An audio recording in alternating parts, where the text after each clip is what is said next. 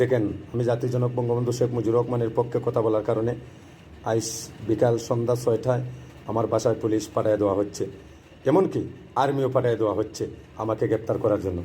আল্লাহ কি মেহেরবান, আমি লাগা বাসায় ছিলাম, এক ছোটো বাচ্চাকে হয় আমার জান রক্ষা হয়।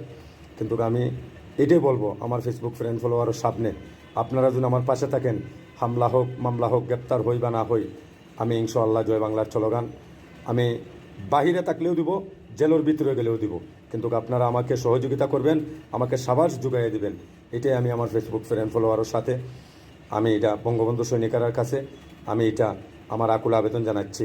ইনশাআল্লাহ পুলিশে গ্রেপ্তার করবো না, 15 দিন বা 1 মাস জেল কাটাবো, পরবর্তীতে আমি বাহির হয়ে আসবো আপনার দোয়ায়, আপনারা সহযোগিতা করবেন। জয় বাংলা, জয় বঙ্গবন্ধু। বাংলাদেশ আওয়ামী লীগ আবারও জেগে উঠবো।